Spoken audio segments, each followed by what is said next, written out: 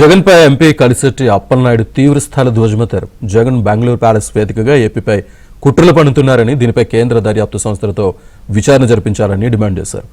జగన్ కుట్రలపై త్వరలోనే కేంద్రానికి లేఖ రాస్తానని, వైసీపీ ఎంపీ అపరిమిత ఆస్తుల పెంపుపై తోటి ఎంపీలు ఆశ్చర్యపోతున్నారని ఆయన విమర్శించారు. వ్యాపారం చేశారు 5 సంవత్సరాలు, అదే రికార్డులు ఉన్నాయా? దోపుడీలు, భూ కబ్జాలు, అక్రమాలు, బెదిరింపులు, ఇవన్నీ సంపాదన.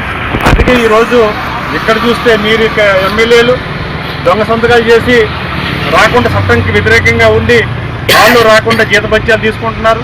అక్కడ వెళ్తే వారు ఒకే ఏకంగా డ్రాప్ పెరిగిపోయింది. ఏ వ్యాపారాలు చేస్తారో బహిరంగం చేయాలి, ఎప్పటికైనా మేల్కొలవాలి.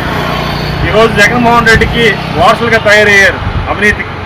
ఈరోజు ప్రపంచం మొత్తం చూస్తాం జగన్మోహన్ రెడ్డి ఆస్తులు. అలాగే ఈరోజు బెంగళూరు ప్యాలెస్ సంబంధించింది కూడా నేను రిక్వెస్ట్ చేస్తున్నాను, అక్కడ ఏం జరుగుతుందో కూడా జాతీయ దర్యాప్తు సంస్థ కూడా ఖచ్చితంగా దర్యాప్తు చేయాల్సిన అవసరం ఉంది. ఇది ఖచ్చితంగా కుట్రకోణం.